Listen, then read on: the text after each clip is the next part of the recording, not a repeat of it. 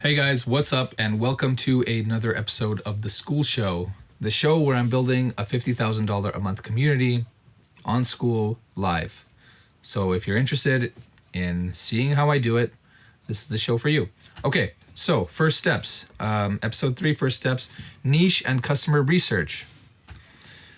I already have an existing audience, so this is the step that I'm starting with. If I didn't have an audience, what I would do is I would reach out to influencers and partner with them and do this whole thing with them. So just like Alex Hormozy says. However, I'm already an influencer, so I don't need to worry about that. Okay, so I have about 100,000 people following me right now.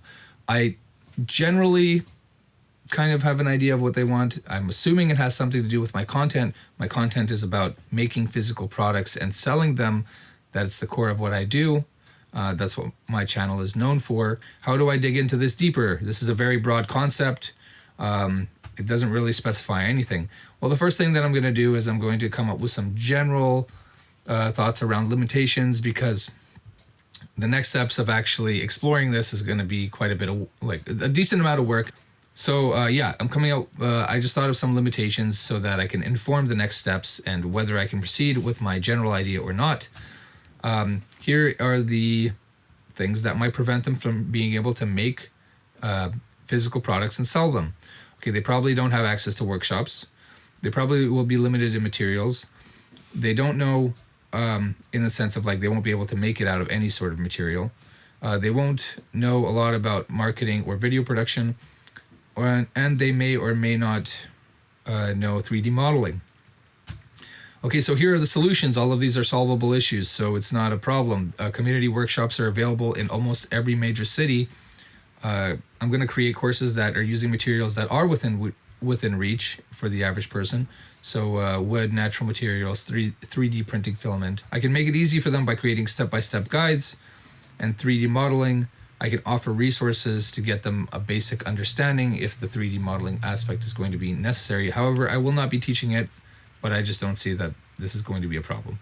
Okay, when connecting it with, like, a general concept for what you're going to offer them, for example, if I had a lot of people following me because I do video production tips and tutorials, and I was thinking of doing a general video production course, the first thing that I would find out is whether they prefer, or whether they are the kind of people that use professional cameras, or whether they're more like consumer grade, aka like iPhone filmmakers. All right, audience research. I have a general idea for a community. I haven't really specified it because it's still very open-ended. It's going to be something to do with something related to my content. I put out a post and I booked 30-minute calls with 20 of the people that answered the posts. And here's what I asked them. The location, age, job. What do you like about my content? What's your dream outcome? What are you expecting out of the program? What's the biggest challenge? What's the biggest success? What do you want out of community? What courses have you purchased before? What are you struggling in terms of design? And have you made anything before in the past? Do you have the ability to make products? Mind you, I didn't really specify what the course is about to them, and I don't know what I don't really know specifically what the course is about, but we're both there because of the binding reason for, like, the general purpose of the content, which is about me making products and selling them. So that's how I am building a framework to interact with.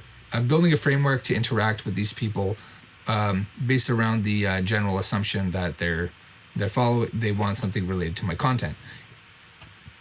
All right, so here's what I learned. This was really, really interesting because I really couldn't have predicted what I actually learned after I spoke with them.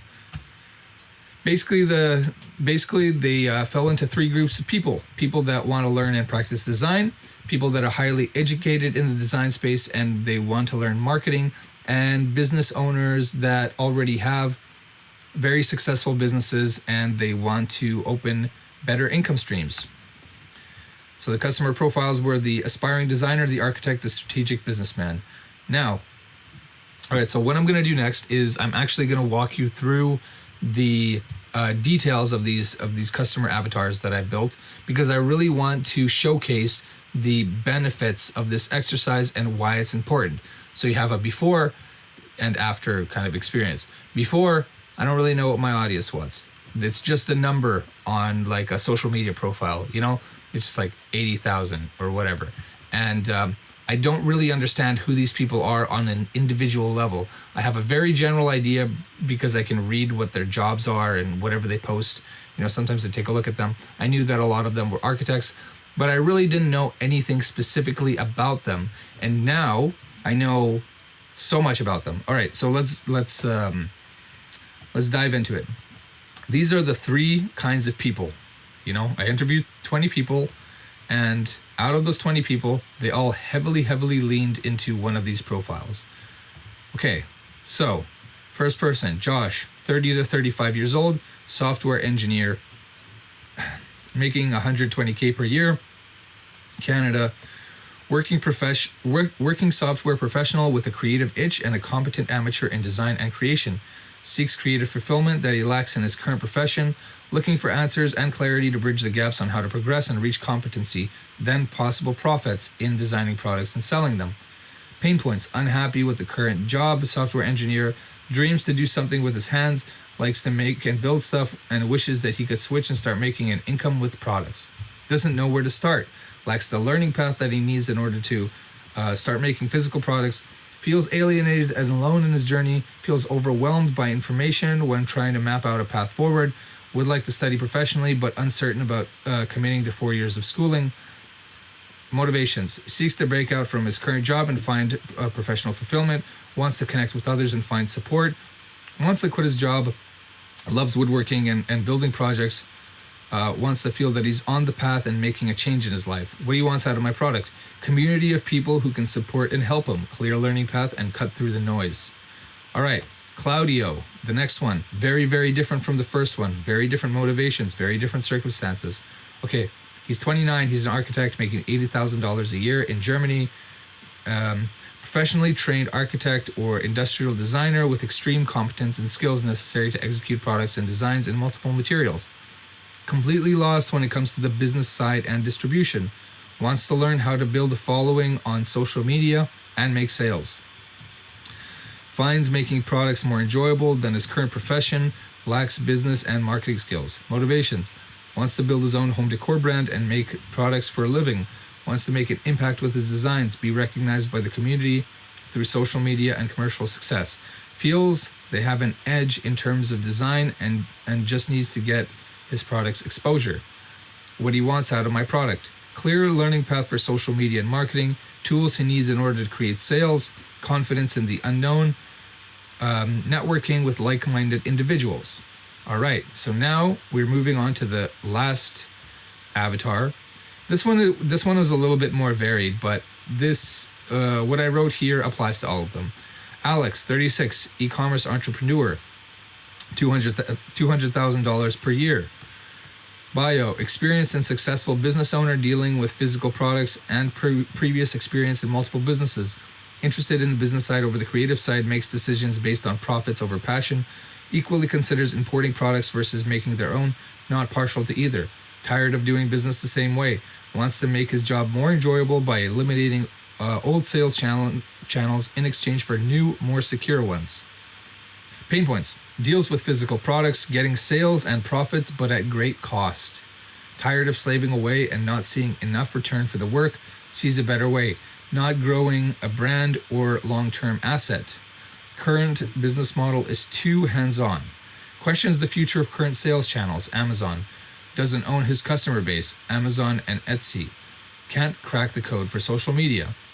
Motivations: wants to find more enjoyment out of his work, less boring processes, less stress, something that builds upon itself, isn't one-off, more creative. Wants to plug holes in the business.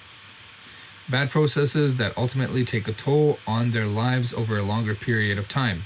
What he wants out of my product: sees Kismet Design as an authority on social media strategy in the physical product sales world, and wants to feel that the program is going to open opportunities for him long-term, building an asset and sales channel that they own.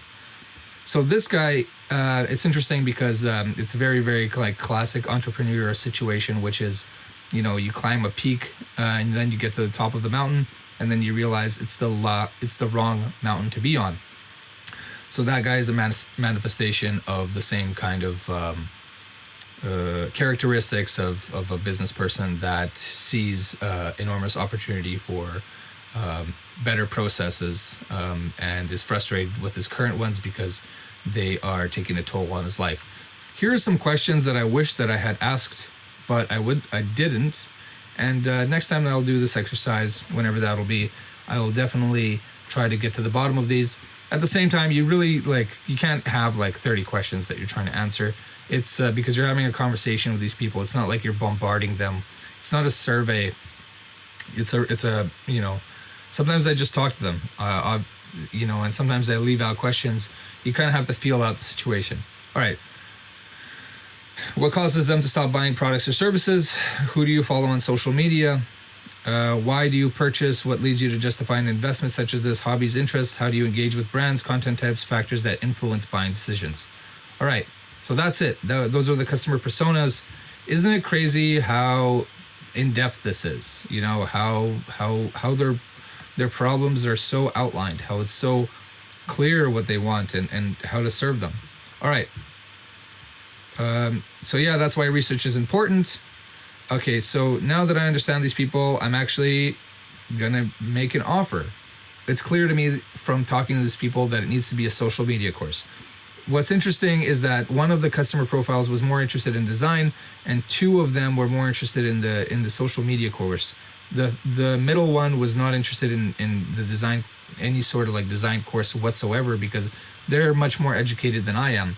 I'm not educated at all when it comes to actually designing products, except for the things that I learned just by self-teaching. So people that study design, they're not interested in that. So 66% of my groups, they're interested in a social media course. 33% are not even in a position where they could use it. So it's obvious that I need to draw a line and serve the 66% portion, and I'm also more qualified to serve them. I'm also much more qualified to talk about social media. So yeah, that's going to be the offer. Next, what I'm going to do is I'm going to actually drill into the specifics of this offer. So what exactly does it mean? What exactly will the course look like? I'm going to try to give as much information and as much transparency around this as possible. So you guys, if you're interested in seeing how I took all of this information that I had here, went from, just having an audience to knowing exactly what that audience wants. And now we're going to find out exactly what the offer is going to be, followed by all of the following steps after that. Make sure that you watch the show. I'm really happy to have you here. Thank you. Bye.